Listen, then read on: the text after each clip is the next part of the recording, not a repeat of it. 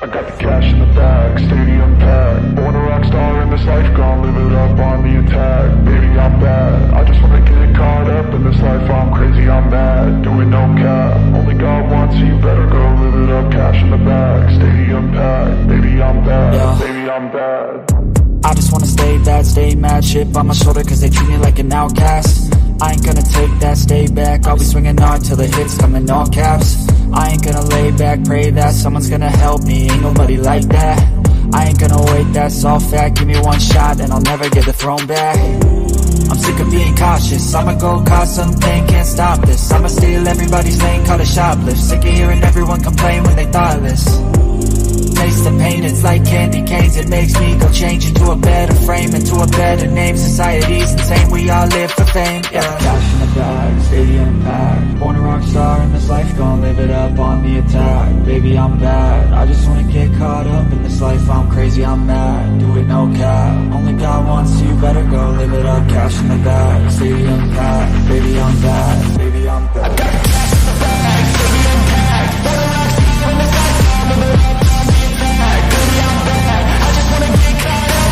I'm crazy, I'm mad, do it no cap. Only God wants you, better go live it up. Cash in the bag, stadium packed. Baby, I'm bad, baby, I'm bad. I got cash in the bag, stadium packed. Born a rock star in this life, I'll live it up on the attack. Baby, I'm bad, I just wanna get caught up in this life. I'm crazy, I'm mad, do it no cap. Only God wants you, better go live it up. Cash in the bag, stadium packed. Baby, I'm bad, baby, I'm bad. I got cash in the bag, stadium packed. Born a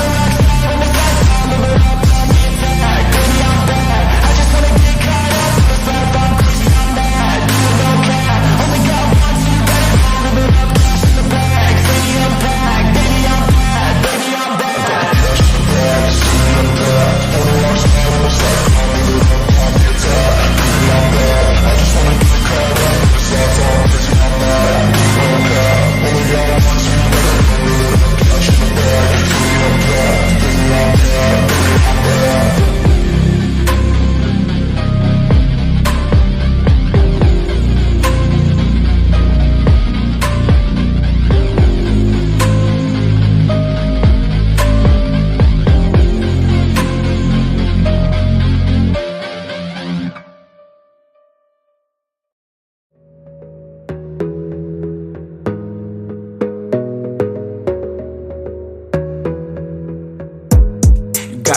On yourself, on your faith, on your dreams, on your mind, on your health, yeah.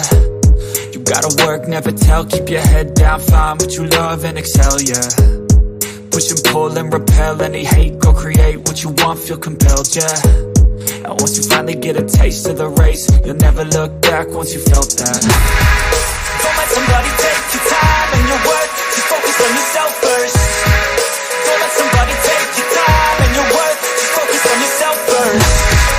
Don't let somebody take your time and your worth, just focus on yourself first.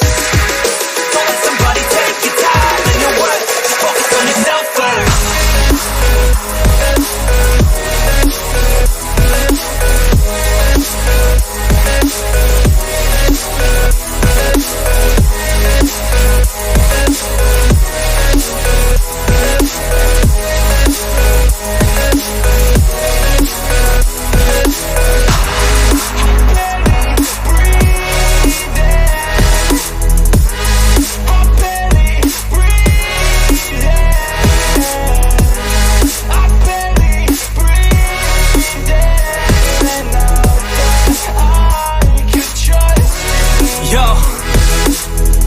think about others way before myself, yeah. I guess that's why I feel like I go through hell, damn. Wasting time on your dreams instead of mine, yeah. About to turn this franchise around on a dime, man. It's all about finding your right state of mind. It's all about turning the worst into fine. It's all about time and the work and the climb. From the thirst we will rise, I'm immersed in this life. Don't let somebody take your time and your worth. Just focus on yourself first. Don't let somebody take your time and your worth. Just focus on yourself first. Don't let somebody take your time and your worth. Just focus on yourself first. Don't let somebody take your time and your worth. Just focus on yourself first.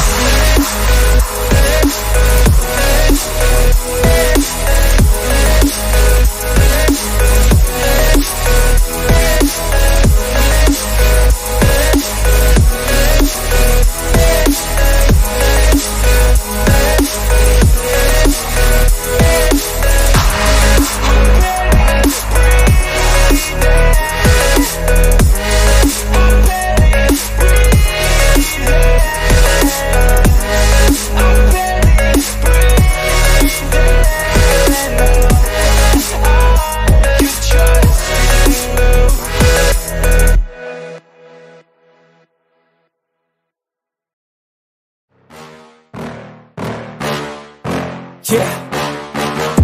Please tell me that I can't, that I won't, that I fail, that I'll never make it out, yeah. Please tell me all the bad, never good, fill my head full of every single doubt, yeah. Please say any negative thoughts, I pop off when I hear people say I cannot. I get off to the thought of proving everyone wrong, I won't stop to the top, so you better back off and get lost. I'ma stay loud, stay proud, never running out, never heading south. I'll be spreading out, call it word of mouth, can't put me down, I'll be getting loud. You can have your doubts, not what I'm about, have your cloud, it be raining now. I keep making sound, go another round, I'm legend bound, can't stop me now. You don't wanna fuck with me, a slow burn like a disease. Just tell me that I can and I'll show you things that you couldn't believe. Just tell me that I can. Just tell me that I can. Just tell me that I can.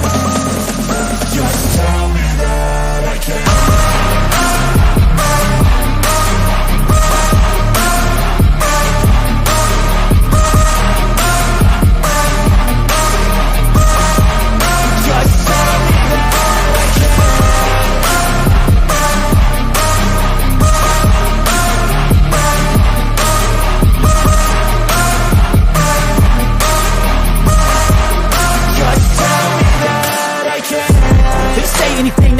Cause I just wanna hear it out your mouth, yeah.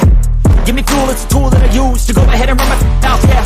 I take shots, I take loss, I make shots, I miss lots. I thought you get big box, you get yachts, you swing lots and pop off a big shot. I ain't done chasing, got big dreams, bigger things, impatient. Who's at the top think they need replacement? Who's at the top think I'm gonna erase them? Face it, I don't give up quick, I don't give up shit, I won't give up this. Cause I know that I want it, know that I'm on it, I'll make it, I promise. You don't wanna fuck with me, a slow burn like a disease. Just tell me that I can and show you things that you couldn't believe.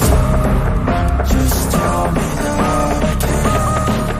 Just tell me that I can. Just tell me that I can.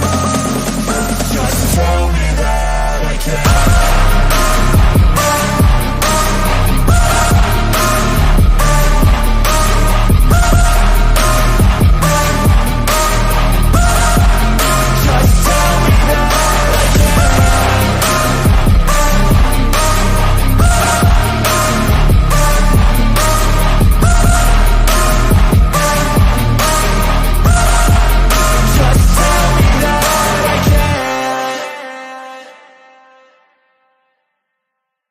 Know that they ride or die. I keep boys by my side.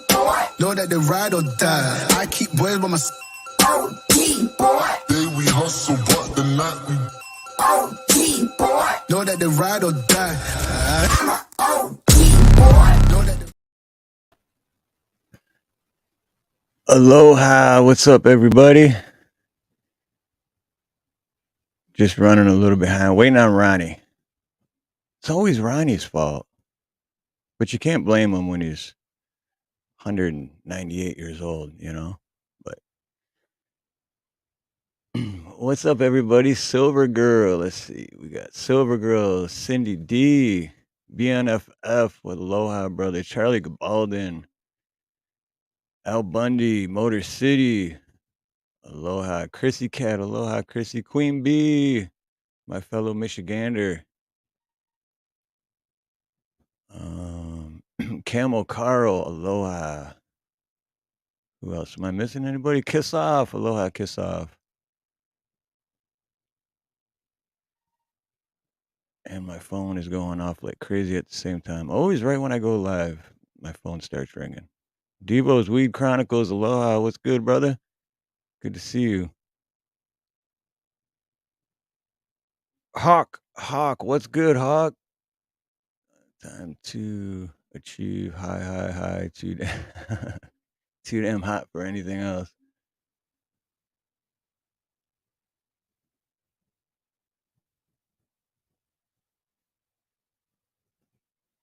Yep, it does. Camo always takes a lot of time to get anything from Hawaii or to get anything to Hawaii. And damn expensive. And don't get me started on the damn freaking politics in this state because they're even worse. Oh, hey, Devo's Weed Chronicles. Hold on, I didn't notice you didn't have a wrench. There you go. Hey, Rat Palace, what's good? You don't have a wrench either. What the hell's going on? This happened last time. There was a bunch of people that, for some reason, didn't have a wrench anymore. But Rat Palace Corp, good to see you. It's been a little bit. How you been? Third Eye Blind, Reggae, and Jerry Garcia. Sweet. Let's smoke, y'all. It's 420 somewhere.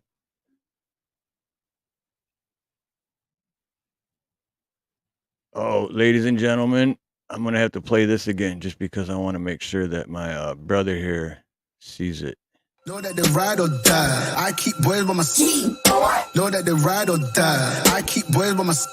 OG boy. Day we hustle, but the night we OG boy. Know that they ride or die. I'm a OG boy. Know that they Oh, There's the ooh, original OG right there. That's the original OG. an old grumpy guy. That's what the OG stands for. What's going on, my brother? How are you, man? Good to see you. Good to see you. Sorry I'm running late, but No worries, man. No worries. you know what? I was expecting a text from you first because you I think you said last night you wasn't sure if it'd be 4 or 5 because of work and stuff. Oh yeah, and I was N- up late last night too, and late and tired, so I couldn't remember. I'm like, did I send him the email? Did I? And like Yeah, you nothing would sent it. come together in my head. So like a half hour ago, I was like, maybe I should text him. And then, Yeah, that does it for me because, like you said, well, I come in and said hello to y'all last night before I went to bed, but hey, that was late for me. And then today, I woke up this morning. It was thundering and raining, which I love when I'm sleeping, and so it just helped me sleep that much better. And I'm still trying to wake up. So damn, there's Rap Palace yeah, in here. You believe that? Rap Palace is yeah, I here. seen that. I haven't seen Red Palace in a while, Man, it has been a while. A little rap. What's going on, brother? and he didn't have a wrench. Well, he does now, but I know Oh he didn't. well, you can't trust. You got to know which rap you're giving that wrench to. If it's cop rap, you ought to be in a world of trouble. He'll go around banging people on the head with it. Can't nobody arrest him because he's a cop. Good to see you, rap. Good to see all you guys. Looks like you got a pretty good room full here, Steve. That we had Chrissy Cat, Cindy D, Kiss Off, Silver Girl, Steve O, Devo's L Bundy, Hawk. I seen Hawk in here earlier. Camo Carl. Don't I tell me know I'm Carl missing left. Come on, Carl. Where you at? Motor. Motor City's in here. Queen Bee. So far, I did the poll for Steve and Ronnie should do a show once a week, once every other week, once a month, all the time. And so far, all the time has 35%. Well, now, what does all the time mean, though? Is that is that? Like whenever you can, every day Well, if possible. hello, Carl. Well, I don't know why we couldn't do one or two a week. I mean, because most of the time, as long as it don't conflict with either one of our other shows, I don't know why we couldn't. Right. So if Yeah, that's the hard part, man. Between work and then karaoke on Monday and then where it begins, it's like, because if I could, I would do this every day. I would do this for a living. oh yeah, well, I'd be it's, Monday through Sunday, just I every day. basically I basically do it for a living. I mean, I don't make any money at it, but this is Right. this is all I do. It's basically other than sit here in this house. Well, there's George too. George, I don't know how to say that last name. Echeverria. Hello, George. How you doing, brother? Yeah, how do you say that? Echeveria? Echevaria? I don't Well, know. cheers. The first day that when I first came on my this channel I got now, uh, George came in, and I hadn't even had a chance. I mean, I didn't know George, and so I hadn't had a chance to give him a wrench. But somebody dropped their phone and put George in timeout right off the Oh, bat. well, good thing he stuck around because yeah, that would suck. Be like, man, fuck these guys, time me out. But he was, he took it real well. He wasn't pissed off like a lot of people would have got, so he took it real Yeah, well. that's happened to us too. Me and Nino, I remember one specifically because it was as if it's your business, and he's my longest running member. He's my only member that's been a member for the longest time, and we were out doing a sunset, and Nina put her phone in her back pocket, Mm. and somehow out of all people, it timed out as if they're like, "No, it was an accident." Oh well, it seems like he got over it all right. So stuff like that happens. So hey, every time I've been timed out, it wasn't ever an accident. I mean, it was done on purpose, but it was done jokingly, of course, but it was done on purpose. Don't bother me none. I sit there Oh, and say, I hardly ever say anything anyway. Hello, Miss Karen. who did I miss come in? Let's see. Oh, Karen. Aloha, Karen. And kiss off. That if you click on it, it'll. I know what you're saying. It's like a full box, but if you click at the top of it, like right around where it says, well, I guess yours is different than mine. But if you click at the top, it'll shrink it up so it won't cover the chat. What are you talking about? The blue thing? The poll that I put up. Oh. I got you. Ed There's Queen Hen. Bee. Ed Hen. Yep, Ed Hen. Queen Bee. Hello. How you guys today? We all made it through another night. Just in time for tomorrow, which is Monday karaoke. Yep. And then there's pre-karaoke on Mr. B's channel, which is Well, a lot of fun. I'll probably just hang out and watch because, I mean, I'm not much of a singer. Even when I sing, I'm not much of a singer. So I'll probably just watch. There's too many other good singers for me to be, interrupting it. But man, I'll tell you what, I got to say that. I know I've said it a million times, but Mr. B I think he's very good at karaoke. Oh, yeah, And and the best part is he's that good, but he always says this too. He's just a drummer. So I would Yeah. love to hear him play the drums. If he's that good playing the guitar and singing, No shit. Cindy it's D, like hello, girl. Well, that's kind of like Simone Watchman saying he's just a bass player. he's just a bass.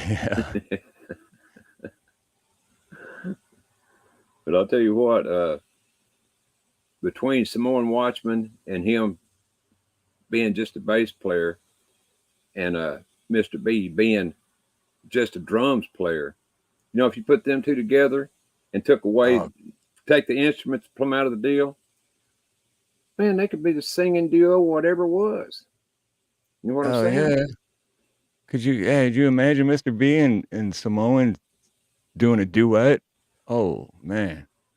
Yeah.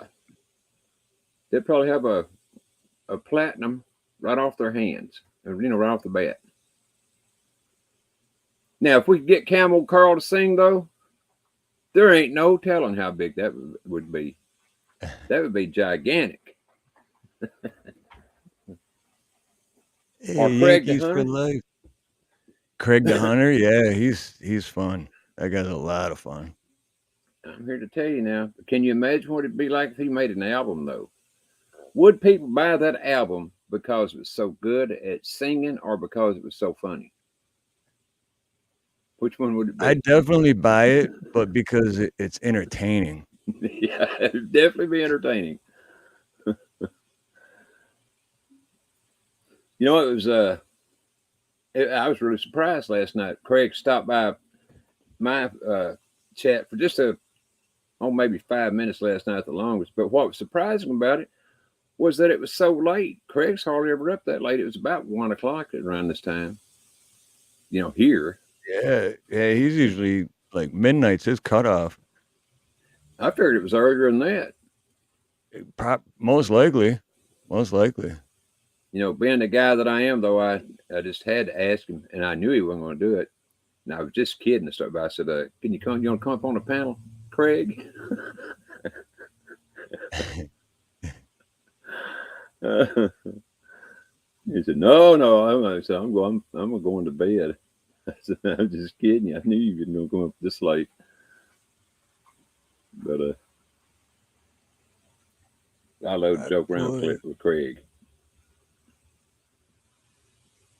Yeah, I didn't even know that you had it live yesterday. That YouTube has been giving me a notification. Is anyone here get a notification for today, or did it just pop up once I went live? Because I didn't know you were yesterday and until afterwards. But then I know you make your videos private, so it's. Oh, I take them plumb down. I don't make them private. I take them plumb down. But yeah, I went on at 9:20 last night. I mean, to me, the last several shows have just been showing videos, but the videos I've been showing, at least to me, make a lot of sense and a lot of difference in the world we're living in today. I mean, I'm not saying it makes a lot of that my videos make a lot of difference. I'm saying it's that they should make a lot of difference. Right. Oh, will do, Yankees, and good to see you, brother. Good to see you, Yankees for life. But yeah, because not yesterday. Well, obviously, because I just said I didn't watch that one because I didn't know about it. But the one before that was a good one. It was like a second half of the Giants. Oh yeah. Now I can't find that first, and I was at least I don't think I can. That might have been the one I played before, but I don't think it was. I don't know what happened at first. If it's not the same one, I don't know what happened at first Giants video I was showing because it just it was gone. But it looked like it was going to be very interesting. But it wasn't me; it was them that took it down. Well, they took me out for a while, and then something happened. I don't know what happened, but Hawks Mustard Seeds. That's a guy I'm gonna have to watch. Now I haven't watched any of his videos yet, but I'm gonna have to check him out. Oh, Hawk's good. And he can sing. I have heard him sing, Yep. But his but it channel isn't about singing. His channel's the truth, and it's good. well, yeah, it seems to me like, and I don't like I said, I've not seen him yet, but it seems like he talks a lot along the same lines, has the same ideas that I have. You know, Yep. Yeah. Yeah. You think you've had a lot of channels? Shit. Hawk's been through, I don't know, 300-400. I mean, not really, but a lot. You know. well, it sounds like me and Hawks is going to have to team up one of these nights and see how many channels we can lose in one night. There you go.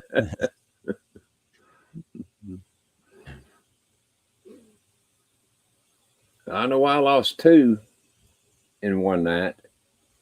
My main channel and the backup all at one time without an explanation. Of course, you remember this. It was back about a year ago, I guess. He says over 100 since 2015. Yep. Damn, it's been a busy man, hadn't you, Hawks? I mean to tell you. I think that's considered professional at that point. Absolutely. Hell, I'm just a beginner. You know, I thought I was doing something.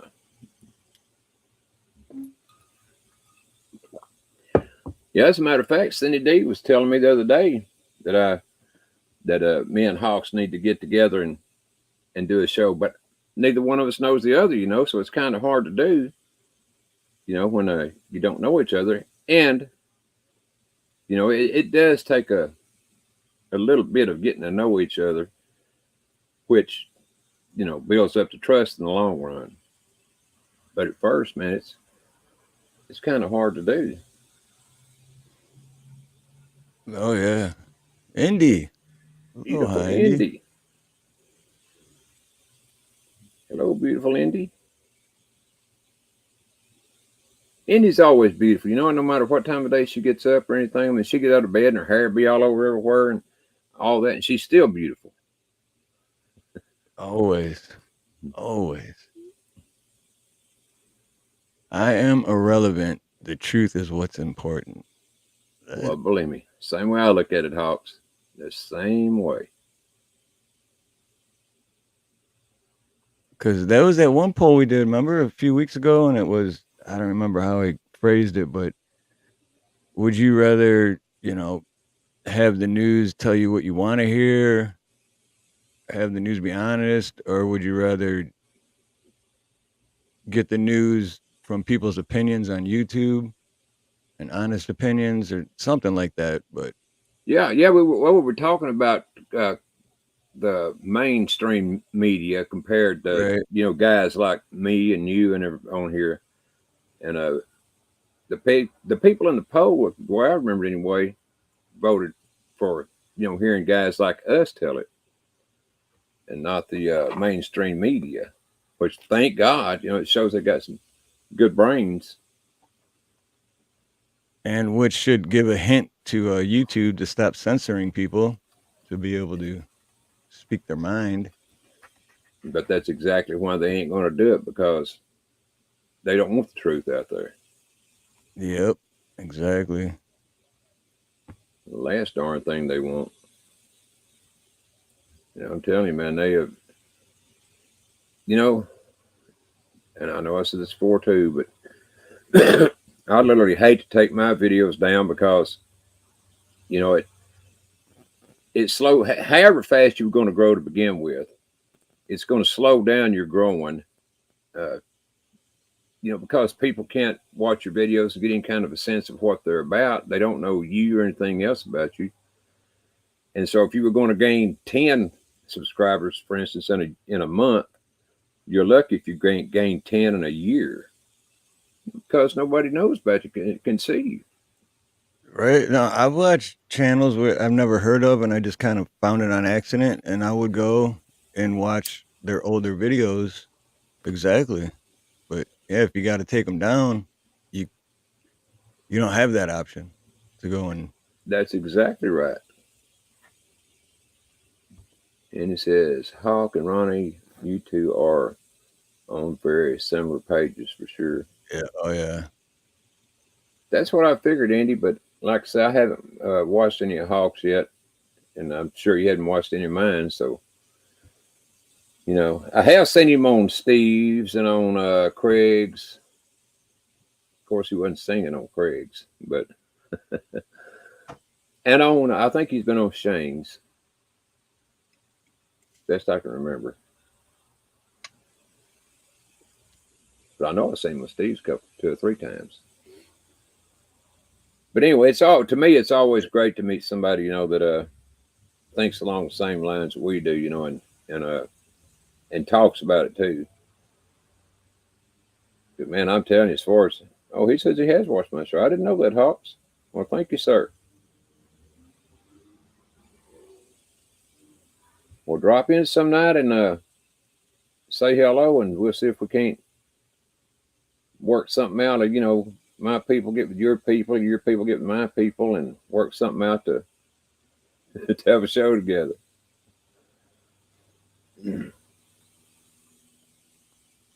Yeah, right now he's at Hawk's Mustard Seeds 22. I think when I met Hawk a couple years ago, it was just Hawk's Mustard Seed. I don't even think there was a number back then. But when you got to keep starting a new channel, because the overlords want to put a zipper on your mouth. Well, and I bet he agrees with me too, about about how long it takes to build up subscribers. Because if you have 1,000, for instance, when they take you down, then you got to start all over from scratch. No one knows where you're at, and of course, you let people know that you can, of course, but still, you're going to be way lower than you were to start out with. So So it's a butt kicking, no matter how you look at it, and all that work, that you put in, and the people that were watching before, a lot of them anyway, can't ever find, where you're at, unless they just happen to stumble across you. Oh no, AC's here. We got to leave, Steve. Yeah, we're gonna have to, because we're gonna have to end the show, because if we shut up, then we'll just be sitting here staring at a screen. Yes, and well, we don't. AC kind of runs the atmosphere in the room anyway, So. How you doing, AC? Good to see you, brother. Well, let's see. Maybe Hawk wants to come up for a sec and talk. What do you think, Hawk? Yeah, sounds good to me if he wants to. Well, bring Mr. Hawk on up. Well, if you do, Hawk, this is for Hawk only. If you're not Hawk Mustard Seed 22, while you're doing it, I'm gonna lower the AC in here right quick. Be right back. Okay.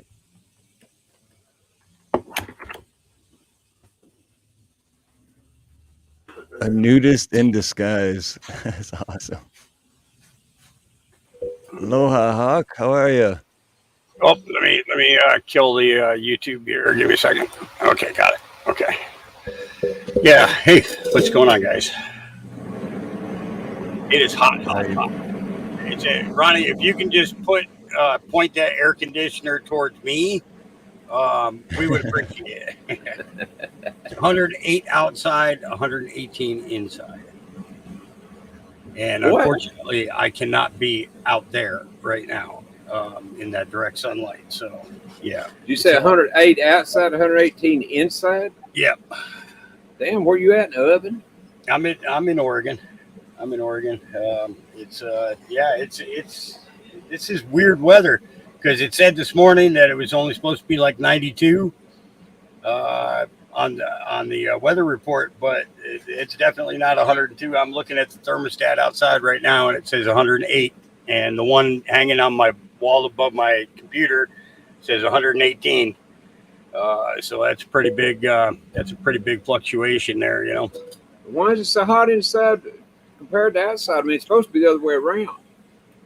Yeah. Oh, it's I don't have AC out here. I'm only running a couple of. I had the power turned off like over a year ago. My electric bill went from $4,500 a month to $12,000 a month. No, And what it's you like, done? that's Playing it. the whole damn state? Well, That's how my electric bill is high. Holy it's shit. yeah, I shut my farm completely down. I was a cannabis producer, medical cannabis. Oh, And okay. it's a. I actually see. This the thing is that people need to understand is I did not make my money from selling pot. I made my money from selling pot plants. So basically, what it was when patients needed a particular strain that deals with their particular medical issues, they go into a dispensary and they'd buy a plant that was covered with bugs or just or it was just the name that somebody slapped on a plant. So when they came to me, they knew they were getting exactly what they needed, and that it was the legitimate plant itself, and there were no fakes. So I basically I cultivated 146 different strains, and made it available to all the medical people in the state of Oregon. They could come get a plant, take it home, and grow it. Produce their own medicine. Stop going into the dispensaries and feeding these people. Because it's like these guys in the dispensaries, they're buying pounds for like $100-$200 a pound right now. Okay, now 3 years ago, 4 years ago, pot was about $800 a pound, and 2 years before that, pot was $2,400 a pound. Damn. So the prices just like majorly dropped off. But my thing was that I didn't want to get involved with the metric system of the state of Oregon, because of the fact that I understood how corrupt they were. I knew that they were corrupt right from the get-go, that they were basically just pilfering every penny that they could. Now people are walking into dispensaries. They're buying ounces for, $20 to $30. Whereas, if you were out on the street buying it, you'd be paying $150 to $250. Yeah, I was gonna say I remember this was years ago, but because my sister, she was kind of an invert. She never liked to leave the house. So I had to go buy it because I don't smoke. Yeah. But I had to go buy her weed for her. And I'm like, man, if I get caught with this shit, I don't even smoke. Like, but anyway, but I remember it'd be like between $200-$250 for Yeah. an ounce. Yeah. Now so what they do is they regulate it to the point where it's cheaper than it's cheaper to buy gasoline than it is to buy or was cheaper to buy gasoline than it was to buy cannabis. Now it's cheaper to buy cannabis than it is to buy gasoline.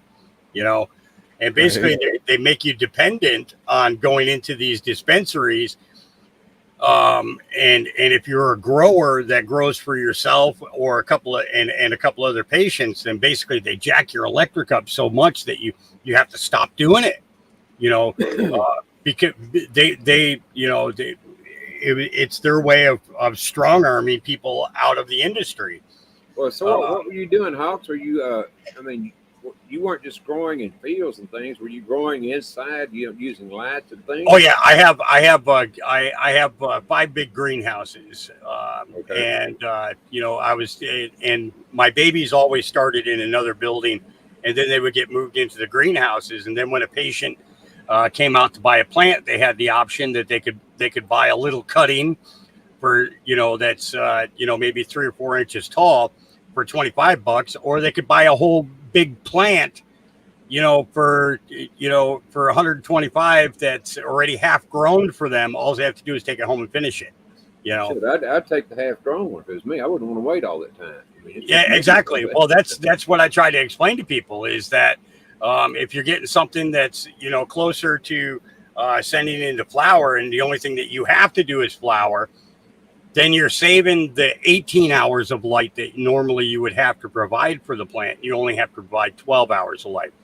So you automatically cut your expense down by only having to do the 12-12, lighting. And, in that reduction alone made it more feasible for a patient to be able to produce their own medicine at home. And this is the thing is I have a lot of strains that would knock your socks off, high, you know, high, you know. Um, but, Uh-huh. but that wasn't that wasn't what it was about. You know, it was about, you know, say you came to me and you have a heart condition, or you have diabetes, or you have cancer, or you have epilepsy, or you have seizures because of a TBI, or you maybe you have a child that suffers from autism, or a child with cancer. You know, it wasn't the idea of getting people high; it was the idea of trying to save the life. Yeah. You know, and in doing so, you get more out of that than you ever could from, you know, people just you know, sitting around, you know, smoking a bunch of pot. You know, when you have people who are actually recovering from their illnesses and are, you know, are getting back into contributing back into their communities, that's where the real value comes from. No You know, shit. you know, the value is the millions that the life is worth, instead of the millions that the pot is worth. You Well, know, here's the thing about, at least what I've been hearing and reading about pot, is that now a lot of people disagree with this, but there are studies out that show pot is a natural healer, you know, in a lot of ways. And it, but then there's other people, doctors, scientists, that totally disagree with that. So Yep. where do you stand on that? Do you think it's a natural? I think the doctors are full of shit because of the fact that they all have to swear allegiance to the American Medical Association. Exactly. You know, Exactly. and in swearing that allegiance, they have to turn everybody away from everything that is not pharmaceutical. Exactly. They get the kickbacks from the pharmaceutical companies. They get the kickbacks from the insurance companies. They get the kickbacks from, you know, from their own businesses and everything else, you know. And this is the thing. It's like animals, you know. You know, I had a shepherd about 7 years ago. He had cancerous tumors throughout his whole body. When I got him, he was a victim of the Southern California fires back in 2017. And what I did with him was I put him on a Rick Simpson's oil that was made from basically from hemp. You know, it was all CBD, no THC whatsoever. And I started him on that. I took him to the vet 90 days later. His cancer was completely gone. He lived another 5 years. He lived to be 17 years old. Now, for a German Shepherd, that's an amazing age. In most cases, shepherds live 11 to 12 years at the max. I was going to say 12, yeah. So I got into a conversation with the vet at that time, and he was saying, well, how did you hear about this? How did you hear about this? And I said, well, I learned about the Rick Simpson's oil from Rick Simpson himself, and from a guy by the name of Jack Herrera, a guy who wrote the book, The Emperor Wears No Clothes. I knew I'd heard of him. I was trying to place that name. Yep. And I got to meet Jack about a year before he died. I spent a lot of time with him, talking with him at great length about, you know, about medical cannabis. And when he did the breakdown for me, and he told me, you know, he said, you grew up on a farm in a ranch, you know, when you were a kid. I said, when I was allowed to be at home, I was either on a farm or on a ranch. And he says, where did your cows go when they got sick? He said, they always went to the fence line. What grows on the fence line? Hemp. And he says, that's why they go there, because they know that that's God's medicine that was put there for them to heal themselves. You know, so my grandmother, she had this old pony, you know, and I shouldn't call him a pony. He was an old horse, but I called him a pony because of the fact that, to me, every time he came back from the fence line, he was always happy and he ran around like a pony. You know, Now you know. yeah. And I would too. He would go down there. He would eat a bunch of the hemp. He would lay down, take a nap, and then a few hours later, he'd come back. And every time he came back with this little skip in his trot, you know, and I'm like, you know, this is amazing. You know, I don't know what he's doing, Grandma, but he's better. And that horse lived another 5, 6, 7 years, you know, after I left. But I never put two and two together until Jack was explained to me that, farm animals, when they get sick, that's what they would do. They would go off by themselves. Now, most people think that they're going off to die. No, they're going off in search of the plants that used to be here for them to go to anytime that they were sick. And they would just eat the raw plant and make themselves better. That's how cows lived over 20 years. Horses lived over 20 years. Yeah, there's the animals over in Africa, the water buffalo. Mm-hmm. They go, when they start getting upset stomachs or whatever, they go to wherever it is they go to lick this. It's kind of like it's the same thing as Pepto-Bismol. I don't know. Yeah, flushes out their system. Yeah, and it makes them feel a lot better. So they know what it is. They know where to get it if it hadn't been destroyed by man. Yep. It's not pot smoking, pot eating kiss off. But it was understanding that the farm animals, understood what they needed to do in order to fix themselves. They didn't need vets coming in and injecting them with all kinds of things. They just needed the plant.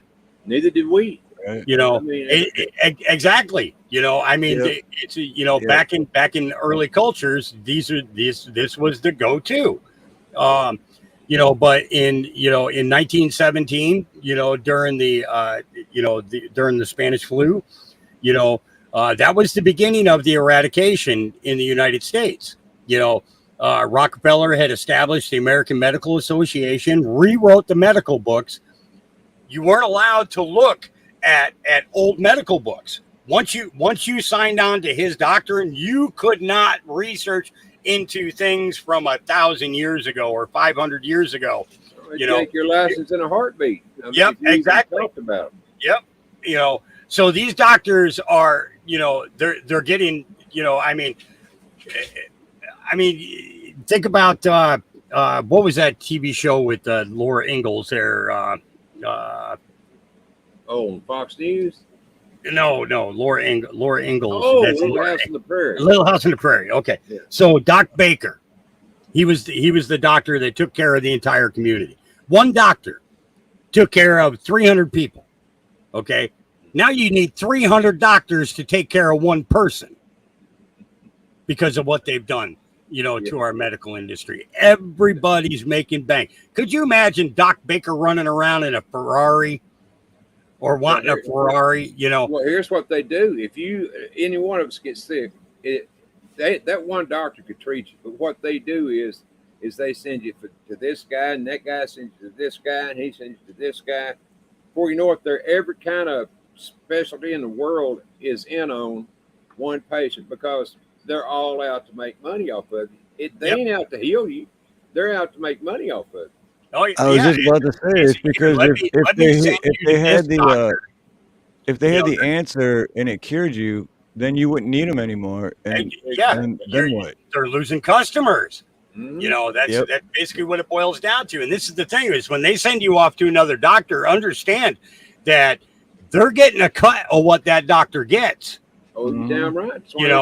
It's so they'll send you to X-ray. Well, you know what? They're getting paid for that X-ray as much as the guy who's taking the X-ray is getting. Then they send you to oncology, and radiation is going to get some of it, and your doctor is going to get some of it, and then your oncologist is going to get a big chunk of it.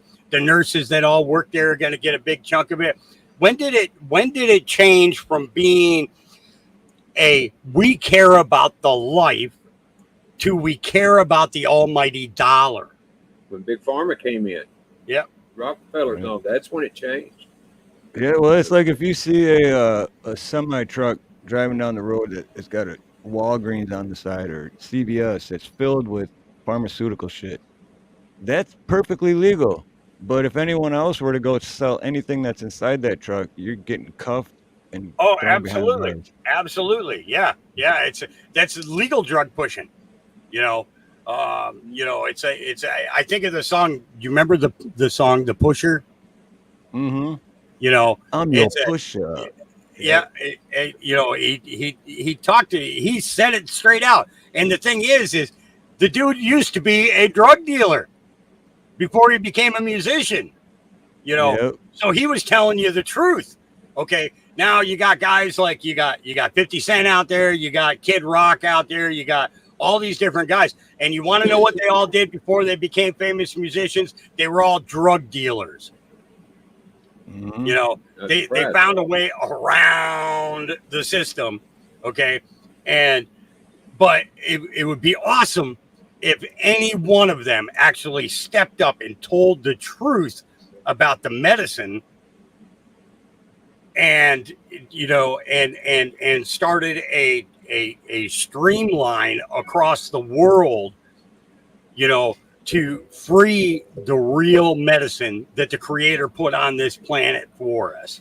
You know, because he gave us he said, I'll give you everything that you need. You know, you have dominion over all these things. The problem is that we gave up our dominion. We allowed other people to get in charge of us. And by being placed in charge of us, then they can take away all of those things that the creator gave to us in order to take care of ourselves. You know, and it's so disappointing to see it, you know.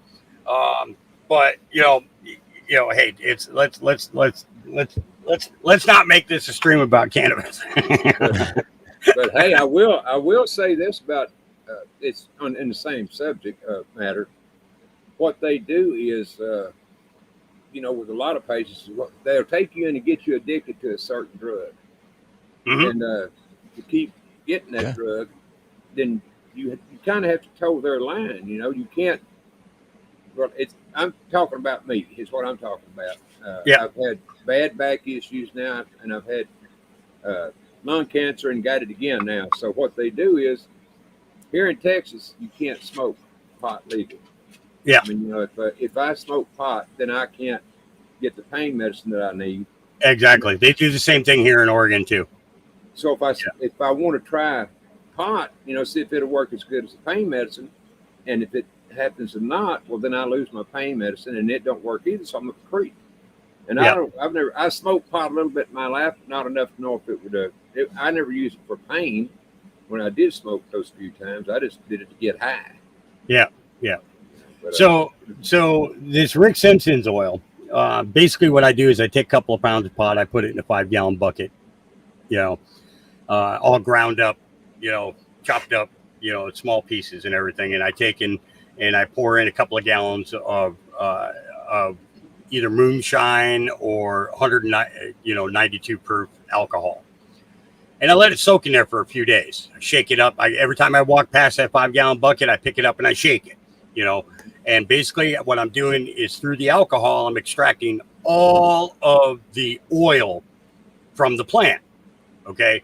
And then I take and I strain out the alcohol, put it through a cheesecloth so I have none of the vegetable matter from the cannabis. And then I put it in my green oil machine. And when it's done, it is so dark green that it actually looks black, And then I'll take syringes and I'll either I'll fill up the syringe for the patient or I'll fill up capsules for them. I prefer not to do the capsules because I hate trying to put them back together, 90 grams in 90 days can pretty much take out any type of cancer, no matter where it is in your body. Okay. So I had stage 4 prostate cancer, and the RSO, even though I was taking it orally, just wasn't really getting to, the prostate in order to get rid of the cancer. So what I did was I designed a RSO suppository that basically you stick it in. Sure, you're going to feel gooey for 45 minutes to an hour, but it absorbs through the rectal wall and gets directly to the prostate gland and kills the cancer. So I went from stage 4 prostate cancer to no cancer in 90 days. Yeah. Okay. Well, and the prostate is definitely one of the hardest, at least from the readings I've done on it, is one of the hardest places in the world for any medicine to get to. Yep. Because it filters through every part of your body. It goes through the liver, goes through the kidneys, goes through the intestines and everything else. By the time it gets to the prostate, there's barely anything left. That's right. Lung cancer. I've had people tell me that that just smoking it worked for them, but then when they tried the RSO, they went from stage 2, stage 3 lung cancer to no cancer, and they realized that okay, smoking it is enjoyable, and it does take away immediate pain, but by eating it, they were able to get it into their system and get it going through their blood, because you got blood going through your lungs as much as you got air going in there. Then the thing is when it's stage 4 or stage 5, a lot of times the only thing that you can do is just make people comfortable, until they go. Exactly. But the thing is my thing is never give up. Never ever give up. Keep pushing forward no matter what. And you might be one of the lucky ones. But well, that's exactly what I'm trying to do, but I don't want to do it on their terms. I'm wanting to do it on a more or less of a natural term. And I don't want to say what I'm taking here because, I don't want to endanger Steve, but it starts with an I. Oh yeah. Hey, it says on the I, I tell people go to NIH.gov and you look up what kind of cancer you have, and then you type in that I word afterwards and look at the results. Yep. They publish this stuff and people are like, no way. But then they look at it and they're like, oh my God, my mom died of this particular type of cancer, or my brother died of this type of cancer. My sister died of this type of cancer. They didn't have to die. No, they didn't have to die. Yeah. Oh, that's what I was, last time I went in to see my cancer doctor, I was talking to him and I asked him specifically about this medicine. He said, oh no, I just got it and I couldn't find any place, to tell me how much I was supposed to take a day. And so that's what I was asking him. He said, oh, I don't prescribe that stuff. And I said, well, I'm not asking you to prescribe it. I said, I'm just asking you how much should a person take? Well, I don't do that either because I don't prescribe it, And he said, but I can tell you it ain't going to work. And I said, you're saying it won't work for cancer? He said, that's right, it won't work. Well, I knew right then there wasn't any point in talking to him about it anymore. So I just dropped the conversation. Because if a person won't even tell you, and he's supposed to be a doctor that knows now, why would he not tell me? He knew I had it already. He knew I was going to take it. Why would he not tell me a safe dosage to take? Yep. That wouldn't hurt me anymore at the very least. He wouldn't even do that. So, that just told me right quick, these guys, it's true. Everything I've been hearing about them for the last years, they give a damn about me, you, or the guy next door. They just don't care. They care about their pocketbook. And all the time he's telling me, I'm trying to keep you from dying. I'm trying to keep you out of the grave, shit like this. Have me to call my kids and everything, because I wouldn't see him for a year. This is what, and he was kind of upset with me because I hadn't seen him in a year. So he was wanting to talk, which at the time I didn't know this. So I called my daughter, and let him talk to her.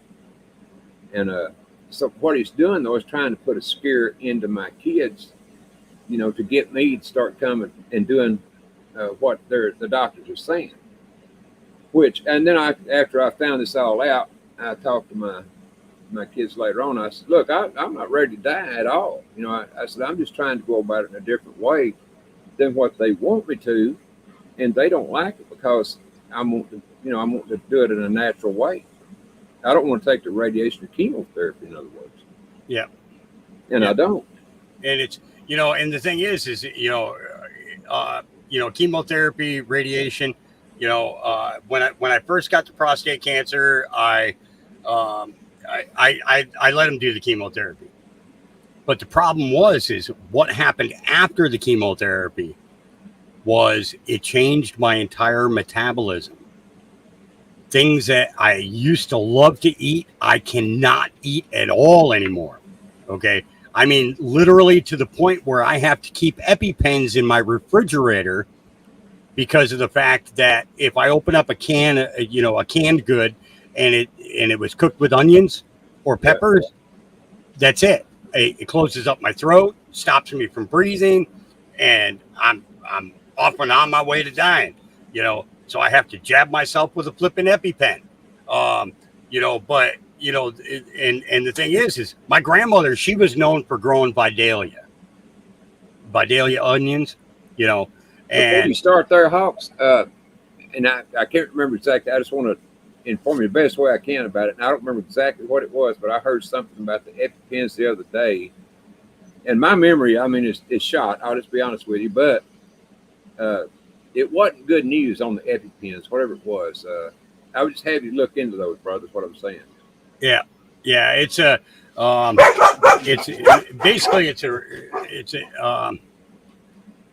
chemotherapy is reverse of what should be getting done. Oh no shit. Yeah. They're pumping poison into you instead of pumping in the creator's plants. And I'll tell you right now, Ronnie, if you were in Oregon, man, I would drive over to you and drop off a whole bunch of RSO, and I'd sit back and listen to you talk about the lung cancer, and then I would listen to you talk about not having lung cancer. Oh, you know how much I would love to not. Yeah. I would love to be totally like I was at 25 or 30 years old again. I mean, man, I was healthy as a horse. Yeah. Loved doing things, had plenty of energy. Not anymore. I mean, it just, it saps it out of you. How it does it, I don't know, but it saps it out of you where you barely got the energy to walk out your front freaking door. Yep. Yeah. It's and that really is a big problem when it's one thing to sit back and get a buzz, but it's another thing just to be stoned all the time. Your quality of life diminishes. Actually, your health begins to diminish. Why? Because you're not getting out in the sun anymore. You're not going out to do this, and that, and everything. It's more important for you to sit around and get high. You're basically trading one addiction for another addiction, because you want to be in that feel good thing. Let me tell you, a little bit of pain in your life is not a bad thing. It lets you know you're alive. Yes, exactly. Right. You better be ready to take some pain, because that's basically what life is. It's pain, but not constant pain where it just drives you out of your mind. Yep. And ends your way of life. And when it does that, that's when you think like this. What did Biden promise everybody he was going to do if he got into office? He was going to legalize it, irregardless of what the FDA scheduling was. He was going to legalize it across the whole country. Another lie from another guy who stands up there and feeds you lies upon lies upon lies upon lies to get you to vote for him, and he doesn't do anything. Well, if it was anything else to them Hawks, I'd be amazed, to be honest with you. But it's the FDA, another crooked organization that works hand in hand with the American Medical Association to make sure that you cannot get what the Creator put on this planet in order for you to be able to live a long and fruitful life. Well, to me, all government agencies are crooked. I mean, from the top to the bottom. I don't know if there's one that ain't crooked. If there are, I haven't heard about it yet. But, when you put when a guy is in office that's anything like a potato, then that just makes everything that much worse. Yep. From top to bottom. Because it's like trading, let's see, who's a mediocre bad guy? It's like trading a mediocre bad guy for Al Capone. Yep. You go from the middle ways to the absolute worst in no time at all. And honestly, lately, I've been looking back at all the guys like Al Capone, Dillinger, all those guys, even Bonnie and Clyde. And I'm like looking at that and I'm saying to myself, you know what? I don't think we ever got the truth about any of those people. Oh, I seriously doubt we did, particularly Bonnie and Clyde. Yep. It was because they, every time they went and robbed a bank, it wasn't for their own riches. They were giving it back to the farmers. You know, they were giving it back to the farmers who were suffering so deeply from the depression that without that help, they never ever would have survived. They were the modern day Robin Hoods. That's exactly what they were. Yeah. You know, and it's like when you look at that, it's like, wow, you know, it's we have to ask ourselves now, what else have they been lying to us about? Well, folks, they've been lying to us about everything. For decades. Decades. Yeah, a couple of hundred years. Yeah. I would say for thousands of years, at least 1,000 years. Yeah. And speaking of that guy that Ed's talking about in private chat, that same person also said, how fortunate for the rulers that men do not think. He's 40% because he got a nickel back. That's funny. And why did you cross the road, Ed? To go upstate. All right. It's a good answer as any. In Aloha, Ed, this is only the second time Ed's been on my panel. Ahoy. And you got a haircut or something. You look different. No, it's been like a month and a half since I shaved my head. That's what. Okay. Yeah, I thought you were joking when you said that. No joke. He's stroking his beard like he wishes he had a joint in his hand instead. As Ed,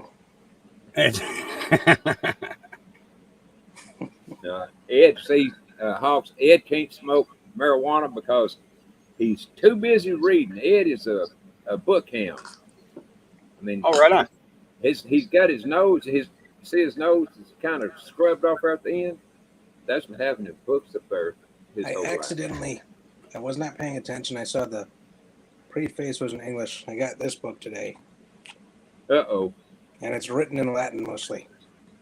So now I have to learn Latin to read it. Well, that's right up your alley, ain't it? And you know, we've been told for years that it's so hard to learn any language or anything else. I'm seeing people pick up languages in a month or two that they never believed that they could ever do. You know. Well, I'm still working on English, Hawks. Don't know if I'll ever figure it out. Well, see now, I don't know if you know how much you know about my karaoke and talks, but other people sing and I sing because I'm just so damn rotten at it that it can't be considered singing. So I always have to put that out there. I believe that if the song has a message, then okay. So when I look at a song, I look at it as a prayer. You know, you'll notice that anything that I sing is pretty much focused on the hope or love, you know, or happiness of some type. You know, it's got a story to it. We were told to be joyous, to be happy. You know, we were also told to be fruitful and multiply. Now we've got the multiplication thing down pretty dang good, you know. But the thing is that when we start having kids, then the worry comes in, and all these things that we were told not to be concerned with. You know, that everything would be provided, no different than that bird in the air that, you know, that God provides for. He'll provide for us everything that we need. We just have to trust in him and let him do it, you know. And so when I sing, it's the idea that I'm in some way thanking him for that joy, for that goodness that is in my everyday life. You know, even though my life sucks at this moment, I still find ways to be happy every day. You know, yeah, that's a pretty good explanation. But for me, the songs that I pick to sing always tell a story. That's why I love country music so much, is because most of the songs, even though a lot of them are about drinking, getting high, and getting run over by trains, and mama, and they still tell a story. At least for me, they do. So that's why he had to go there. He had to go there. Well, it was all that I could do to keep from crying. I'm glad you picked up on that. Yeah, Jerry Jeff Walker. He was a hell of a writer. Yeah. A hell of a writer. Yeah, he was. And damn, I can't remember that guy's name that sang it. Now I know what. David Allan Coe. David Allan Coe. Steve Goodman. Yeah. Steve Goodman was the one who wrote that for him, and he sent it back to him and said, "This isn't the perfect country and western song." And he added a couple of things, and then it was the perfect country and western song. And That's out, Mama. That's a good song. That's out, Trains. But it was, but it was like, when I look at them, I understand. My heart is buried in country music. Absolutely, no doubt about it. Mine too. Believe me, because of the messages that are constantly there. But you could almost take every song and direct it to a power greater than ourselves, and be singing it at him. It's just, it's the idea that if we're thankful and we're joyful. To me, this all goes back to the kind of conversation we was having a couple of weeks ago on Steve's show about music, but the devil he wasn't the head musician in heaven for anything, before he got tossed out, of course. But I think that's why people all, we're all attracted to music in one form or another. I don't care who you are. You may not like country, you may not like this or that, but you're going to like some form of music, and because it's a God-given thing. I mean, that's truly my belief. And hello, Mr. Craig the Hunter. And did y'all know that Craig is an expert in what he say? And this is different languages now. Oh, English, jive, and gibberish. He speaks them fluently. Only you could do that, Craig. I bet he learned those all in one day, too. Craig must be from Texas. And being fluent. Yes. That boy good. Yeah. He is. How you doing today, Craig? Good to see you. But yeah, man, I mean, truly, to me, that's why I think that music is so inspiring to all of us, is because it is sent from God, regardless of what brand you like. Exactly. It's a universal, like you said, it doesn't matter which type of music. Music is music.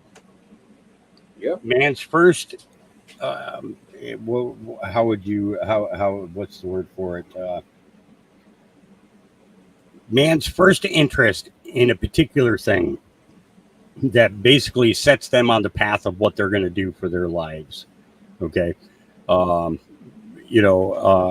Whether it be being a carpenter or being a plumber, being an electrician, things like that. Something inspired you to look at these things, and that something is otherworldly, and if we recognize where that inspiration came from, then we will find ourselves more inspired to become inventors of things regarding our, work field and things like that, discoveries of things that are helpful to our communities, it's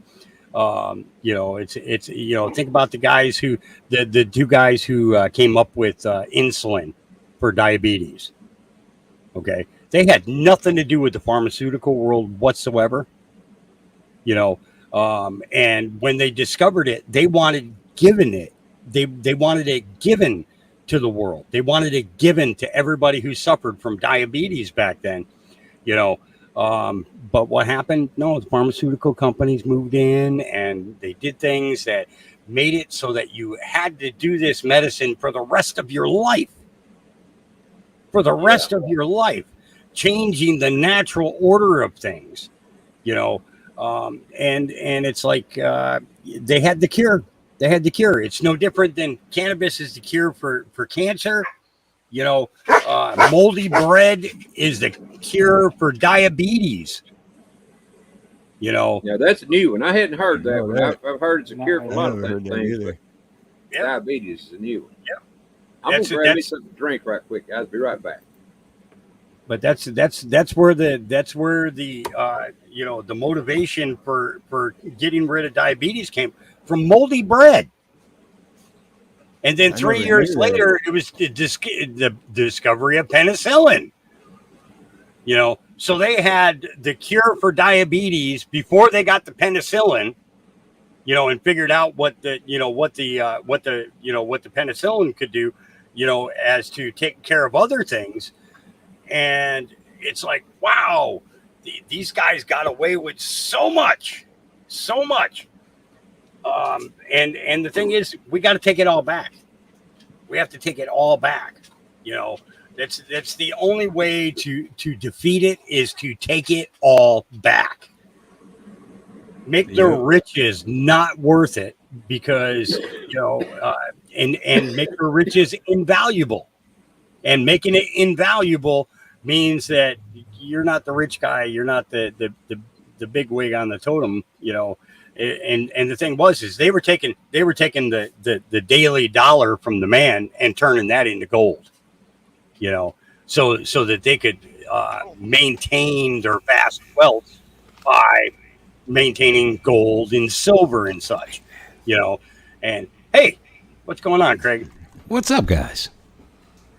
Aloha, Craig. Aloha, aloha.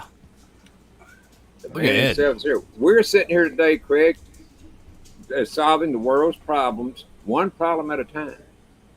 But we're going to get them all done today. And I'm learning a bunch of new shit too. Yeah, no pressure. Hawk is educating me, that's for sure. Oh yeah.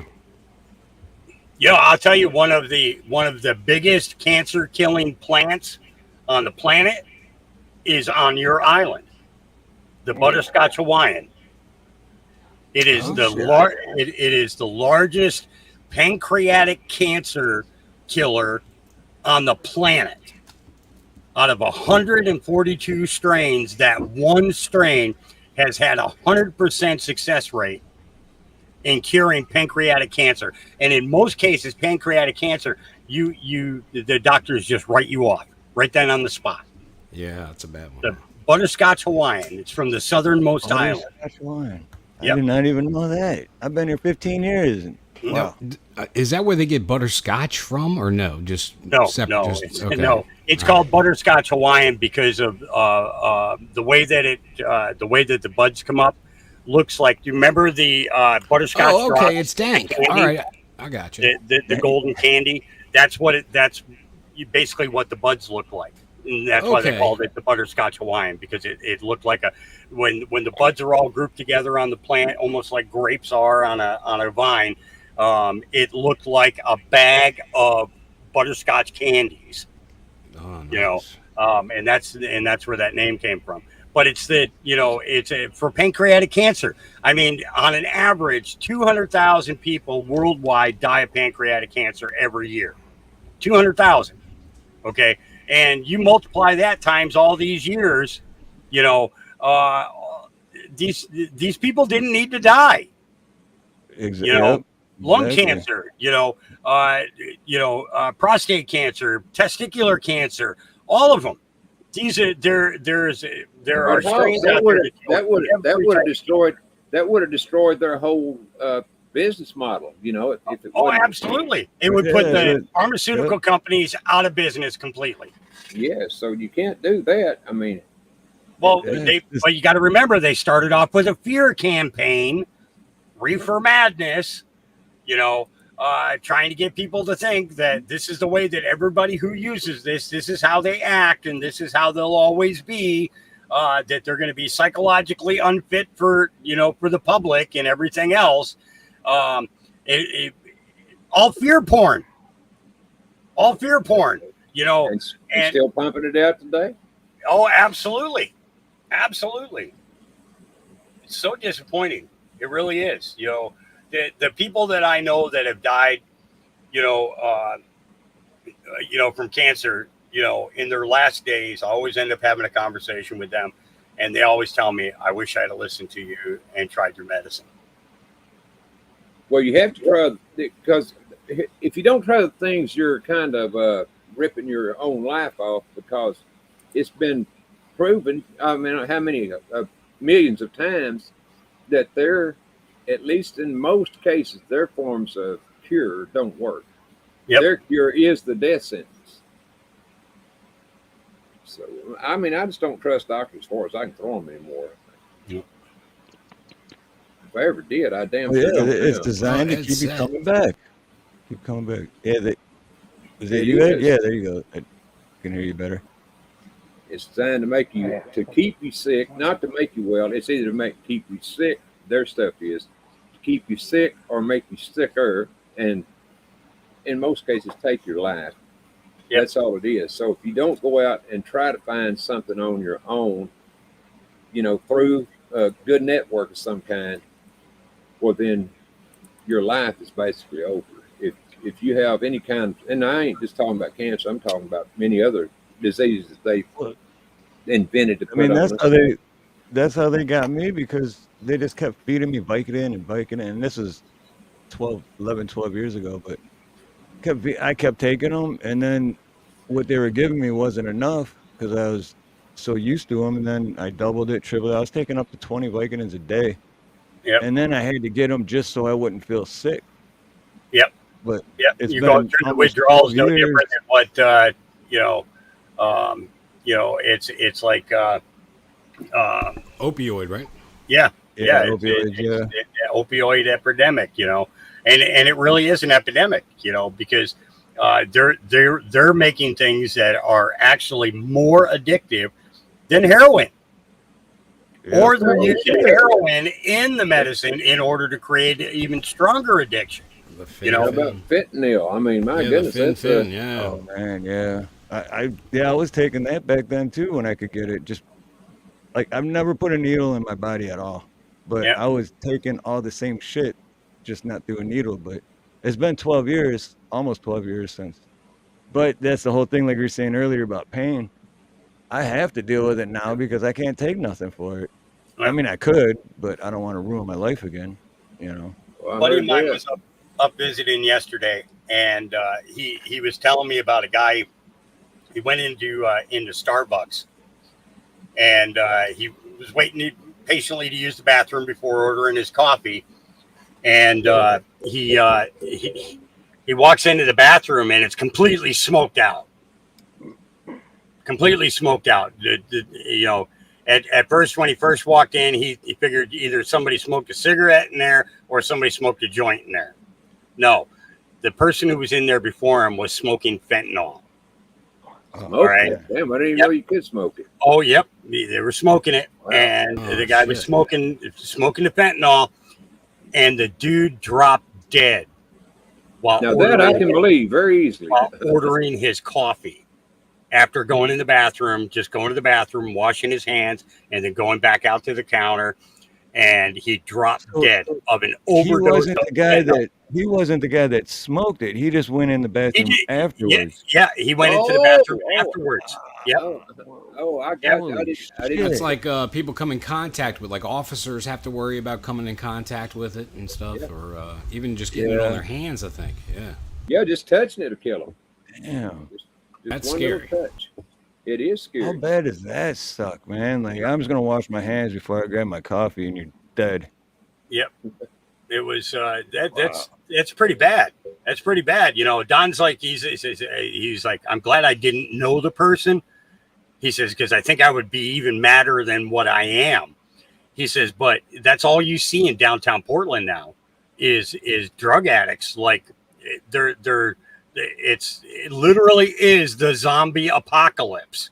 I've seen videos. Yeah. Yep. It's It really is. Same thing in LA, same thing in San Francisco, different areas of San Diego, and this is what's even worse is the fact that Oregon decriminalized every drug on the planet. Yep. And now you got people standing there like hunched over and just just like a Zombie. sleep in zombie state. literally Yeah, it's zombie. crazy. Yeah. That's it. Slobbers come out of their mouth a mile long. Yeah. Yep, man, we've been told about a zombie apocalypse for years and years and years.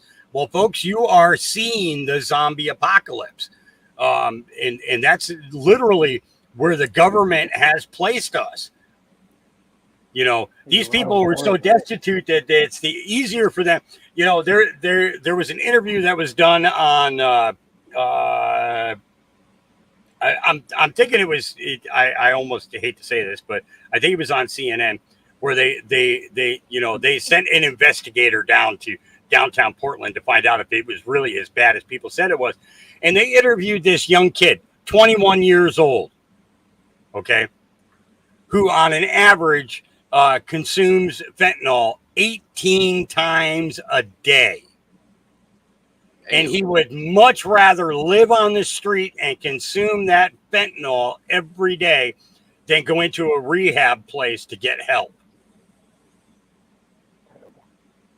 Well, you know, this all makes you realize why the West Coast is so popular with the drug addicts and things, because I don't know if it's just easier to get there, or I know it's because they don't prosecute people, but are the narcotics just that much easier to get there too on the West Coast? I mean, like in California, or you're in Oregon, right? Yep. Yeah, I'm in Oregon. Okay, so Washington and Oregon, California. Yep. And now they're trying to do the same thing to Colorado. You know, beautiful state Colorado is. You know, I wish California. Yeah, California was an awesome state. You know, the 70s and the 80s, it was great to drive through California. I was stationed out there, you know, at Camp Pendleton for, you know, a few different times, you know, throughout my career in the Marine Corps. And, you know, another jarhead. Oh, yeah. 24 years. Yeah. 24 years I served. Well, thank you. You know, and it's crazy because my first job in the Marine Corps was burning pot fields. I remember, in Colombia. Pot's got a great story. Well, especially how we started growing pot plants or selling pot plants. It was, I when I came to Oregon, I did not come to Oregon to get a medical marijuana license. I came to Oregon because Oregon was the only place in the United States that assisted suicide was allowed. Okay, I was literally the Walking Dead at the time that I came here. I weighed 99 pounds, and I had a couple of weeks left to live. Now the thing is that for the program here, you have to go through a psychological evaluation with the hospital before they will give you the cease and desist bill, you know. Basically this guy came in and he started bringing me a cookie a day. And he changed my entire perspective, my entire outlook on life. And, you know, I said, okay, well, you know, I lost my wife, I lost my kid, and I figured I would just go and join them. And he's like, is that what you really want to do? And I was like, well, I miss them. And he says, but don't you realize that you could do so much more? And I'm like, what are you talking about? He says, you could do this for other patients. You know, you can give them back to their families. You know, you can give children back to their parents. You can give, you know, parents back to their kids, you know. And, you know, I was thinking about it. And you know, finally it came to the time where they had to do this massive blood work and everything. They found out that I was eating these cannabis cookies there at the hospital. I got thrown out of the VA. They took my benefits and everything.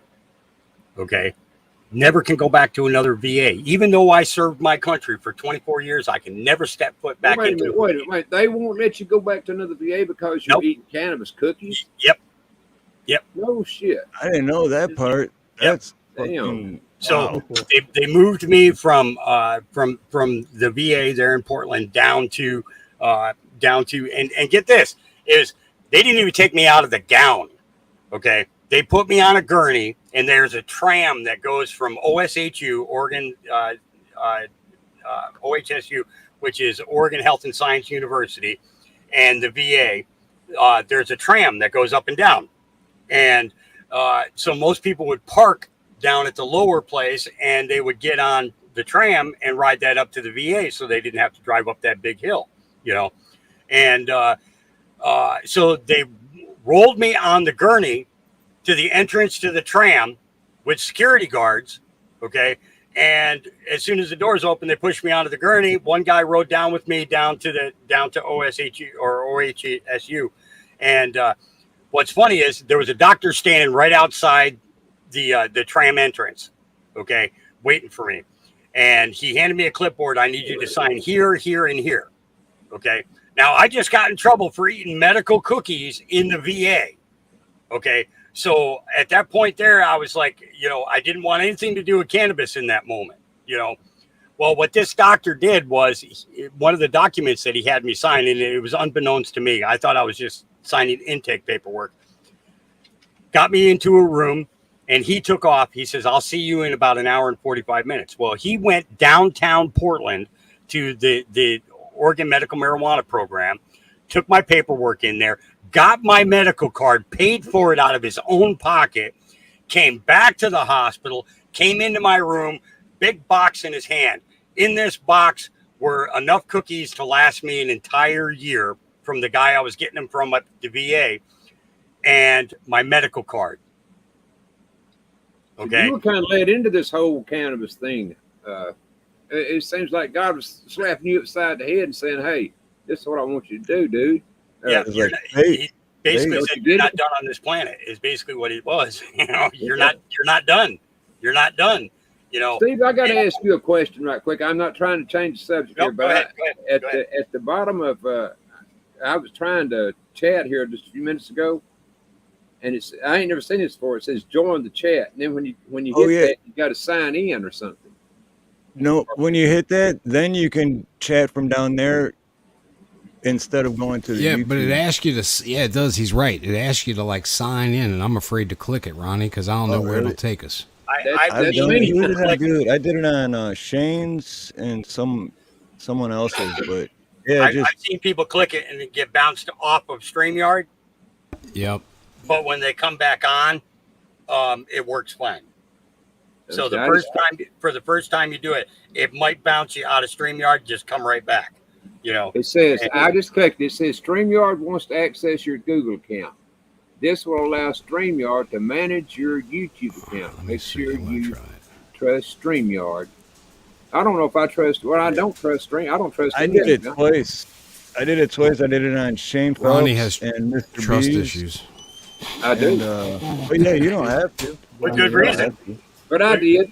Yeah. It let me in just fine. So now I can comment. I was just wondering because I've never seen it before. Oh, look, yeah, I just did it it's a new too. feature because now you can post from there instead of having on your phone. YouTube having to have a mod. Yeah, instead of having to have a mod dropping links for you, you're able to do it yourself. Right. This is just to be able to comment. Period. Yep. Yeah, just a comment. Yeah, I had to use my phone. Yeah, Yeah, Craig's typing in chat right now. Now I can unplug my other device, save precious battery power. Yeah, and precious electricity. They had lower the electrical bill because that's just, especially out here, Fuck, that shit is high. But actually, I did better this month. I'm gonna make Van Lifebacker mad here. Electricity should be free anyway, but I'm just saying, Van. It should. Those electricians charge more than plumbers. Absolutely. I'm telling you. From experience, I'm telling you. Water dries. It just hurts. Well, Craig, like I always said, if you ever see a plumber walking up to your house and he's got a plunger over his shoulder, call another plumber. He would show up in a Mercedes. I was like, what am I doing wrong? You didn't become a plumber. Yep. That's what we all should have done. Then we'd be able to live in Hawaii and everything like Steve does. But live in Hawaii and still be broke. That's the funnest part. Yeah, but at least you're in Hawaii. I mean, we're broke. And we're here. I'm not complaining. Because it's costly living in paradise, man. Shit. It is. But I left Detroit for a reason because I was sick of negative temperatures and shoveling snow. Can't say You know, nothing there about is such a that. place as the South. Just to let you know, you didn't have to go all the way to Hawaii. Hey man, Yeah. I go to the extreme, you know. I go from the lowest extreme, Detroit, to the highest extreme, Paradise. So. Yeah, See, Steve, just think. I lived in Detroit for a while. We lived in Royal Oak. Oh, okay. Yeah, Right. Royal Oak, yeah. 924 East 2nd Street. 2 blocks over from 11 Mile Road. Yep. You know, lived down in Louisiana, too. Not Yeah, far he from was. where Craig is in a Yeah, town he was called in West We Go is the Yep. name of the area. West We Go. Yeah, that's on the west bank of New Orleans. Yep. And that was because I was stationed down there, you know. But we were there for Hurricane. What was it? Was it Hurricane Gloria or Hurricane Bob? Oh yeah, yeah. What part? yeah, it was- what part it of was Louisiana pretty do much- you live in again, Craig? What part? New Orleans or where? No, I'm north. So I was born and raised in the city, but then I moved northern across. So I'm across the lake. They have a big Lake Pontchartrain Yeah. Yeah. right on the other side. What's the name of that town? No, I know I've heard you mention or tell it. Mandeville. Mandeville. Mandeville. Yeah. Yep. Drove through there a few times. They had a little diner there. They had a little diner there that used to do the country kitchen. it was they did the Creole shrimp, and they always had Maybe crab. Always had Mandy's. crab. Always had crab cakes. Was it Mandy's or was it Creole? There's a bunch of them. It could have been any one of them. Looked, looked like an old trolley style diner, like the 1950s style with the You're spinning. giving Craig a headache. You're making him think. I know, You you're know, making me. but this was back in the early 80s too. So Yeah, might yeah. not be So here anymore. You know? yeah, it's probably gone. Yeah. There were a bunch of greasy spoons down there in that area that were really Yeah, good. country kitchen was always popular because we always were, coming here since a kid, so because my grandfather owned the property that was even before the causeway was even built. Hawk, Yep. they used to have to go all the way around the lake. to Yep, get- I remember. Yeah. I remember that time. Yep. yeah. Well, I've never Have been you ever there. seen Craig wrestle a crocodile? I don't wrestle because and you can't videotape it because the wildlife and fisheries will. It's called harassing the wildlife. Yeah, put a hood I on. was gonna say me neither. But Yeah, I mean, I could show you in- you know. We could do it in person, but not on camera. Well, Craig, what are you going to do when you lose one of those matches to one of them crocodiles? The trick is not messing with something too big, and just wrangling up little ones. But you don't want to do that, Ronnie, because that's, like I said, that is against the law, and I would never do such a thing. No, it wouldn't. well, there's out here. It's a law that you cannot ride turtles. That's weird that they had to come up with that law for you once. That's what, like, someone had to do it to where they're like, oh man, we're gonna have to make this. How'd a you law. get here? I hitched a ride on a turtle. Yeah, these people keep jumping on these turtles' backs. It only took me 6 Really days to slow. get here. It would have taken, It didn't go that far. yeah, it would have taken 10 minutes by foot. Right? You could have walked here in 10. But someone had to do it for it to become a law. But no, now it's you're not even allowed to touch the turtles. But Oh yeah, Originally Chrissy it was, beignets yeah, are right. incredible. Oh, Yes, they are. both of those Beignet? will give you diabetes. Yes. what's Sweet a tea. beignet? Beignet is basically you can get biscuits and you fry them and then put powdered sugar all over them and eat them, and it's incredible. Oh, that sounds good. Like get I've never even biscuit heard dough, of make that. it square. Yeah, they got a beignet dough, but I think it's pretty much the biscuit recipe, basically. So That It sounds does sound really. good, I've never doesn't heard of that. That sounds really good. you got to smother it with powdered sugar. So Y'all I'm gonna gonna have make to me have a hungry. talk with You already Nina. started making me hungry, and there's only one place open in this whole town today to get something to eat at. That's the Dairy Queen. And believe me, I don't want to go to Dairy Queen, but Oh, I'm probably but- going to have to now. yep, you're gonna have to go get you a Well, upside while down you're there, blizzard. get me a banana split blizzard. Yep, I have to get something. Done made me hungry. But the good thing is, it's just right there. It's less than a block away. So Yeah, that's good. Ronnie, they got chicken nugget. They got all kind of other stuff. You can get burgers there. Dairy Queen's got I good know. food. I haven't been to a Dairy Queen in 15 years, but It's much better than a Sonic or any place like that. But the point is, for me anyways, the kind of food I like, they don't have there. They do have good hamburgers. Now, and every once in a while, I do like a hamburger, but the thing is, it's about all you can get there. That or a Frito pie, something along that line, or a corn dog. I'm not high corn on dogs. those. I love Corn corn dogs. dogs. I love them. Well, I do too, but not. Smothered in mustard. Dang, I might go get me one now. See now, Ronnie? Damn. If you're hungry enough, man, everything's good. That's exactly right, Steve. And I'm I got damn sure barbecue hungry now. today. We went to Pyre Barbecue or Pyre. Pyre. I like saying Pyre.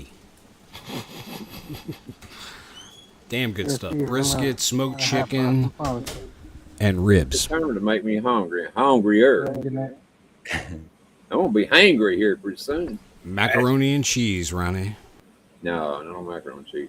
That wouldn't last Green me that beans long. and bacon. Unless it was homemade. They actually do a good job here. It is homemade. It's like a top chef guy moved over here and started doing barbecue. So it's pretty good. And he pickles his own pickles. There's a place called the Steakhouse down on the in the Bourbon Street area. Oh man, I'll tell you, probably the best cut of meat I ever had in my life, and the people that were with us, they got brisket there, and that was the first time I had ever had brisket. I fell in love with it. That is, I had gotten a ribeye, and it was like I didn't even want to eat the ribeye anymore because that brisket was so damn good. I kept pushing my plate farther away and kept pulling theirs a little closer. It takes a long time to cook them. Yeah, very slow cook, but delicious. No, We're getting rain, Ronnie. Ronnie, y'all getting any rain or no? It's rained all day here, Craig. It just quit about an hour ago. Literally, it woke me up this morning raining. Thundering and raining. So, I just snoozed my butt off even more. I was going to get up until I heard all that thunder and everything. And it just, it's just so relaxing that I just stayed in bed. It rained quite a bit here. I didn't even know it was supposed to rain, but it came a good one. It is. There's something about that when it's raining, the sound. It's just, it's like, just relaxing. Yeah, particularly in a travel trailer, something's got, metal wrapped around it because, the sound is intensified, Amplified, yep. Yeah, and it just, I don't know, it's just relaxing. It is. It's that, and for some like reason, for me, if someone's cutting the grass and you can smell it and hear the lawnmower and I'm in bed, it's like I fall asleep in a heartbeat. Really? Now, I'm just the opposite. It makes me want to get up when I smell it and, hear the lawnmower and smell it, the grass trimmings at the same time. But that is weird, Steve. It's like when they say with a vacuum to put a baby to sleep or whatever. For me, it's the lawnmower. That is unusual. I'm unusual. That wakes up a lot of people. Me. That explains a lot about Steve we've been wanting to know all these years. That does. I never Steve, denied being strange. Steve, you're coming out a little bit more each time. Keep coming. It reminds me of a song. When you're strange, faces come out of the rain. When you're strange. Absolutely. But the rain too, and the sound of the rain. Yeah. It does. When I was a kid, I'll never forget, man. We had the room we slept in. It was added on to the back of the house. The rest of the house had regular shingles on it, but the room that I slept in had a tin roof. And man, when it rained, I'm telling you, it's like being in this travel trailer. It's just amplified everything so much, and now if it's raining or anything very hard now, it can be scary in here, but If it's just a kind of a gentle rain, oh man, it's very relaxing. Ronnie, I think we got the same rain that came through you. You're just at the top half, and I'm at the bottom half. Yeah, I saw that on the weather after I got up. Yeah. Greg, it showed it's kind of arc deal there, and it's kind of comes over us and it shoots right down to y'all. Yep. Thanks, Ronnie. Appreciate that. You're welcome. You didn't know And I you was know a what else, weatherman, did Ronnie? you? It'd be really scary if it was tornado for you, Ronnie, because shit. Oh, yeah. shit. That's usually what they have up there, too. Right where Ronnie is. Yeah, And here. I'm right, Ronnie. You're at the beginning of Tornado Alley, if I'm That's not right. mistaken. Yeah. And here about 2 weeks ago, Steve and I were doing a show, and Oh yeah, I remember that. it was coming a storm that night, and my lights did go out, the power did go off, but before that, it was hailing and everything here, and there were tornado warnings out. There'd been several We all could around the hear it. area. We could hear that. It sounded like someone was throwing rocks at Yeah, it you. did.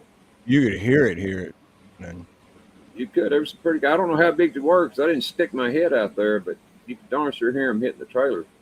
But that and the wind, and it's been in this trailer. I mean, you feel it. At least a little wind will make it rock. That's scary, yeah.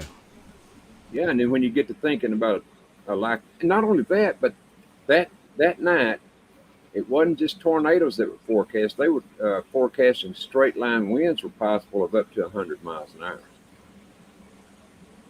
And in this area, they never hit. Thank God, because if they did, I'd probably be down there in Louisiana with you right now, or maybe in Hawaii with Steve. With Steve, depending on which way it blew you. Yeah, but who knows? But I wake up one morning and be like, "That you, Ronnie? You get here." I just moved to Hawaii by air. But no, it was kind of scary. Then the lights go out, and it took, I don't know, 2.5 hours for them to get the lights back on. And then when I left, it was just me and Steve talking. I think, best I remember it was. When I come back up, there was about 40 different people on here just singing their ass off. went from that to that quick. They were happy and devil I left. And then everything blacked out. He lost power, and I was like, Good to "Who see you, wants to do GG. karaoke?" So they did. No, it just made me realize how happy they all were because, my electricity went out. But what can you say? You do what you can do. I did my part. The convenience thing honestly, about though- living in a fifth wheel or a camper like that, is the fact that, you can fire up a little generator and it's enough to power the whole thing, in comparison to, trying to hook a generator up to a house. Yeah, that's like that. Yeah. right. Yep. Oh, And you yeah. gotta worry about the back feed so you don't blow up any electrical workers, Yeah, this one hadn't got one of those. I wish it did, but it don't have one. It's just a trailer with that has to have electric. It does have batteries, in case that it run for a while, when the lights go out. I meant the, refrigerator. But it hadn't got the generator in it. I wish it did though. Yeah, see, I bought one. It's I have a fifth wheel on the hill, and unfortunately, because of all the dogs, I can't live in it. Sorry, too big of a hit there. But the first thing I did was I bought a little Sportsman 4,500 watt generator, and it was anytime the farm lost power, all I had to do was fire that little sucker up, and it took care of everything for the fifth wheel that I needed. It was great that the refrigerator and the freezer, and the stove all run off of the propane, but when it boiled down to it, middle of the summertime, heat with the heat the way that it is here, air conditioning going out is not a good thing. And, so that little 4,500 watt generator was enough to power it and allow for the air conditioner to run on it.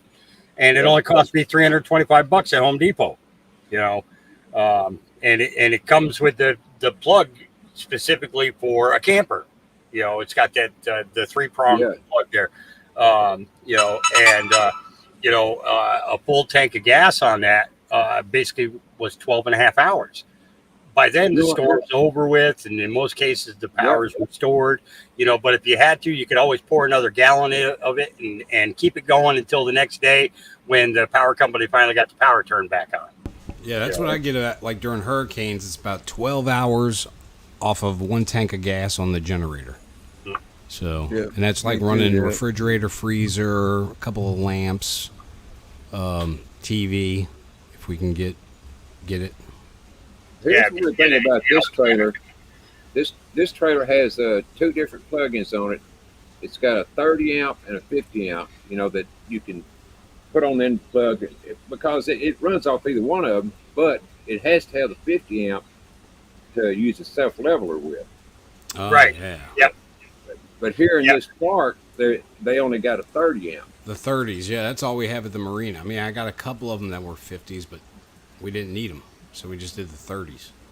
But it's that funny 3-prong plug. It's that same, Yep. Same thing for an RV. It's the same RV plug. Yep. Yeah, it's a very weird looking little sucker. But the thing of it is I can't get my trailer up level like I want it to be. I mean, it's not bad out of level, but it's enough, but it bothers me, So, but to get it level, I'm gonna have to get up there with jacks and jack the sucker up. Mm-hmm. And I hate to do that because I hate work. Yes, Manuel Labor. Well, hey, I'm going to jump down. I'm going to eat some din. But Steve, thank you for having me up, and Ronnie, thank you, and Hawk, good to see you, and Ed, wherever you are, Ed, good to see you. Well, good to see you, Craig. I'm going to have to go get me a hamburger here. I mean, I wouldn't kidding a while ago. I'm hungry. Get you a basket of chicken tenders, Ronnie. No, oh my Lord! You know what? I just actually got done watching a documentary in regards to restaurants around the country that are selling chicken that they should not be selling. Yeah, and Dairy Queen was number 3 on that list for the chicken. Shit, so Ronnie, get a burger. Get a burger, Ronnie. I will, believe me, I will. I've seen Ronnie, that. Get a Frito pie. Yeah. You know which one I'm talking about. Yeah, there's they named the 10 restaurants in America you do not want to order chicken from, and get this is crazy. I used to love the smoked chicken sandwich that they sold at Wendy's. But now that I know what was in that chicken, I don't want anything to do with it. Oh, man. And I've ate quite a few of those, too. Yeah, I ate a ton of them. I love the Burger King chicken sandwich. That was my favorite. Oh, that was my favorite. The original one. Yes, the long, skinny. Yes. Their byproduct. That's the only thing I get from Burger King. Their byproduct is wood pulp. Oh, man. That's they why it inject tasted it with so good. wood pulp in order to get the weight. And it's like, you're eating a freaking tree, dude. We're going to call you Beaver Hunter now. Yep. Damn. Well, all right, I'll see you guys, and much love, chat. Love everybody. See y'all. All right, Craig. Much love, Craig. Love you, brother. Great seeing you. I love him. He is, he is, he's a character in his own right, but I'll tell you, if you get to a point in your day where everything is just kind of all foobarred, turn on one of his videos and I guarantee you'll laugh, and just totally change your day. And there's nothing better than, laughter is the best medicine for a lot of things. And he's definitely good at making people laugh. Absolutely. He should have been a comedian, in my opinion. Yeah. Craig's very good at it. I think he's got the best show out there, man. If anyone here that isn't subscribed to Craig, you should. I would definitely go subscribe. Yeah. I can't, I almost said I can't watch him. It's hard for me to watch Craig, though, because I'm jealous of all those costumes he does, knowing and how he's so good at it. I want to be that good at something one of these days. And I know I'll never be that good at all the costumes Craig wears. I mean, my goodness, he's got beards and mustaches and things that make you look like Moses. I got the wigs, but I don't have the beards and mustaches and all that other stuff. Well, you got a a bit of a beard anyway, and a mustache. Well, yeah, You a got little chin bit. whiskers. You ain't got a beard. You know why they call it a mustache, right? Why is For that? cowboys, it was the only way to carry extra food. You must stash food. Mm. No shit. Hey, very good, very good. I'll remember that one. Y'all forgive me for this minute. I am going to order me something to eat for it because they close at 6. I believe it's 6:30. If it's 6, I may be too damn late. It's 3:50 my time. 10 to 6. Well, you know what? That might work out perfect because I actually have to go to work. That's why I started early today.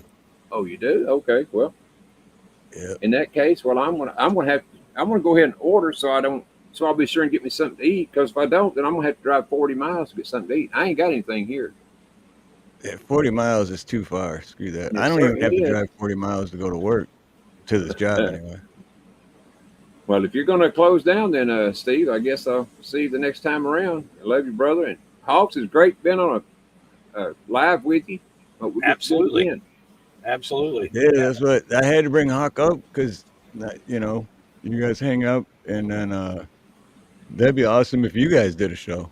Yeah, we can work on it. I've been trying to hold off on doing anything big until after I get moved, just because I'm running on a generator here, and if the generator goes out, the show goes down, and so I've been trying to avoid doing any, but I'm getting to that point where I'm getting a little antsy. I'm seeing too much going on, and I'll probably end up starting back up again here pretty quick. But yeah, anytime, if you see me have one, if I'm live, just message me in the chat, and I'll pull you up with me. Absolutely. All right. The same Yeah, thing with me. we definitely think on the same wavelength about 90% of all this stuff that's going on. We're pretty much on the same page. We see what the hell's going on. You know what they say, Hawks, is that if you agree with anybody on everything, then you're not using your own brain. So that's the way I look at it. I don't agree with anybody on. Well, I don't agree with anybody on everything. I agree with a lot of people. Well, not a lot of people. Some people on a lot of things, but not everybody on everything, or anybody on everything. I'll get this all straight here one of these days. Right. But anyway, all I'm saying is, is that no matter how close you are to each other in agreeing on everything, there's going to be some things you disagree on. Yeah. Oh, yeah. I mean, nobody would get along if everybody agreed on everything. No, what happened? Good, healthy conversation is not, and good, healthy debate is not a bad thing, and that's the thing is that the debates have become so one-sided that most people don't even want to debate with people anymore because of the fact that everything's always, there's so much propaganda coming out of the other end. These people fall hook, line, and sinker to it, and it's just ridiculous. But Ronnie, you get your food order, brother. Oh, I'm going to have to. And I put my email in the private chat if you want to write it down. Oh, yes, sir. There's mine right there in the regular chat. So let me write that down right quick. I can find my pen. Oh, I'll do it. I got a pencil right here. And let's get over to the private chat. Yeah. There it is. Actually, I'll just send you an email. Then you don't have to write it down. All right. Sounds great, brother. Yeah. And then just save the email address, and that way there you can get to ordering your food because you're on a time crunch there. All right, thank you. Yeah, Hawks. you don't want to. I definitely don't want you to have to drive 40 miles. Yeah, I'll sit here and go hungry if I do that. You can bet your ass on that. I don't want you to go hungry either. So. Well, Hawks, it's nice meeting you, brother, and Steve, love you. Thanks for having me up again. We'll do it again sometime. Yeah. Yes, sir. No, definitely. According to the poll I took, at least once a month, and second place was every other week. So, I don't know. We'll do something. We'll get back on the game. We ought to be able to do at least one a week, somehow or another. Yeah, definitely. Just let me know when you're free from work, and we'll do our thing. Definitely. Yeah, just do it in a way that you're it's not repetitive, that you're always getting and putting out new information each time you do it, and people don't get tired of seeing your face. Yeah, Right. You're not. If one time of seeing my face is not enough to get people tired of it, then they're not going to have a problem forever. In all honesty. But hey guys, I'm gonna go ahead and get off here and get me something to eat. Y'all have a great night. See y'all. You too. Next time. And Hawks, I'll be giving you a holler. All right. I just sent that email, so all right. We'll talk to you. Bye-bye. All right. Love you, brother Ronnie. All right. Well, that was an unexpected podcast, but it's I was like, I don't know what I'm going to do today because it's just too dang hot. I cannot be out there. All the dogs are inside. All the puppies are inside. And I'm like, guys, it's cooler in the shade outside. But they ain't listening to me. That's crazy that it's hotter inside. It's like being in the attic. Yeah, I got tin roofs. Tin wall. Oh, okay. So, so it's a hot box right now. Yeah. Damn. Hey, butterfly. Aloha.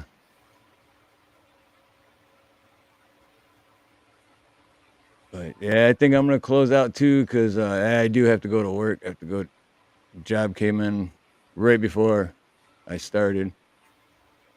Oh, the joy of it. It's every time, it's like nothing's going on, but as soon as I go live, phone starts ringing, something happens. And he's got something going on, so we need to interrupt him. Yeah, it's like Murphy's Law is like, all right, we're waiting. Once he starts doing something, we're gonna jump on him. Yeah. Every time. Yeah. All right. Well, I'll jump down. You say your goodbyes. Thanks for having me, and those of you in chat, have an awesome day too. Yep, absolutely, Hawk. Thanks for coming up, man. You're welcome anytime, brother. I appreciate that. Thank you. All right. Hey, much love, brother. All right, everyone in chat, and oh wow, 40, all 40 people who hit the like. Thank you. And everyone in chat. It'd take me another 10 minutes to go through everyone's names, but I love all of you guys. You rock. Thank you all for showing up and supporting and listening and being awesome. And just remember, life can suck, but always keep a positive attitude. And no matter how bad you got it, someone always has it worse. And always pay it forward and be nice. Treat other people the way you want to be treated. So with that being said, have a beautiful morning, beautiful day, beautiful afternoon, a beautiful evening, a beautiful night, whatever it may be, wherever you are. Much love, much aloha, and most importantly, God bless.